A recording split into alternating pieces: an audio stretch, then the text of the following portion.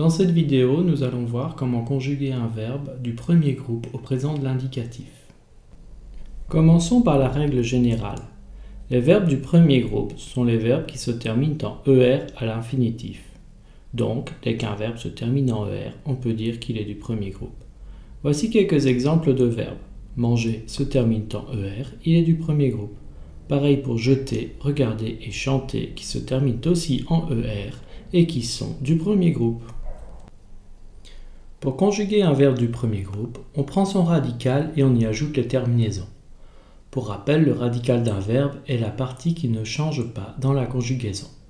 Par exemple, ici, avec le verbe aimer, le radical est aim, car c'est cette partie qui ne change pas.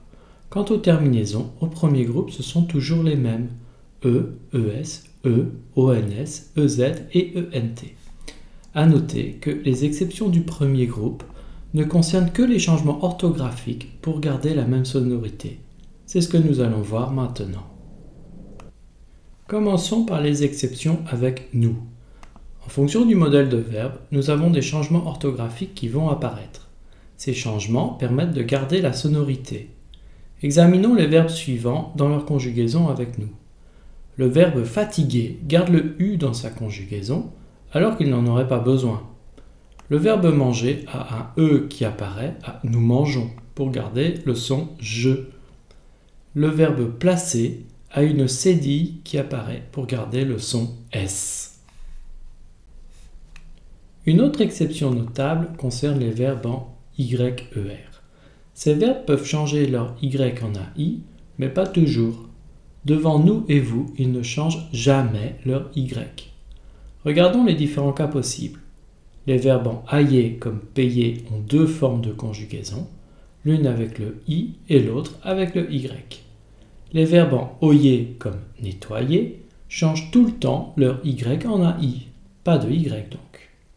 Les verbes en huyer comme essuyer changent aussi leur Y en AI. Et donc le dernier cas possible, les verbes en ayez gardent leur Y. À noter que les verbes se terminant par ayez sont relativement peu nombreux. Le plus fréquent est grasseiller, qui veut dire prononcer de la gorge certaines consonnes comme le R. Pour eux, on garde le Y dans toute la conjugaison. On ne peut pas remplacer ce Y par un I. Une autre exception concerne les verbes en ELE et ET.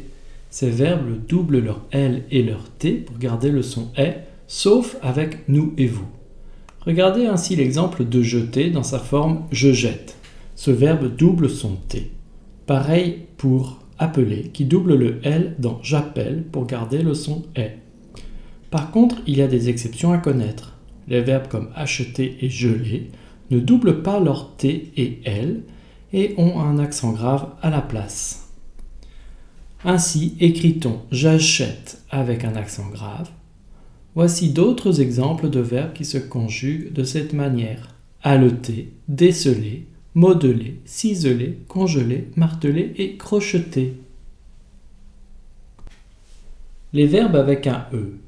Certains verbes en EC, EME, EP, etc.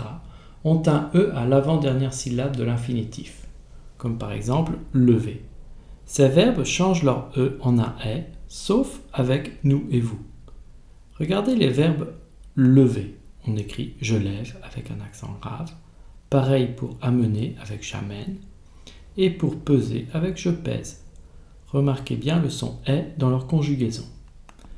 À noter que ceci ne concerne pas les verbes ELE et ET comme geler et acheter que nous avons vus précédemment. De la même manière, les verbes avec un « et » font leur conjugaison avec un « est ». Un exemple avec le verbe « céder » où l'on dit « je cède » mais nous cédons. De la même manière avec « préférer » où l'on dit « je préfère » mais nous préférons. Enfin avec « j'espère » où l'on dit « nous espérons ». Voici ce que vous avez appris dans cette vidéo. Les verbes du premier groupe ont toujours les terminaisons E, ES, E, ONS, EZ et ENT. Les exceptions concernent principalement les modifications orthographiques pour garder la sonorité du verbe. Voilà, c'est fini pour aujourd'hui, pour cette vidéo. À la prochaine.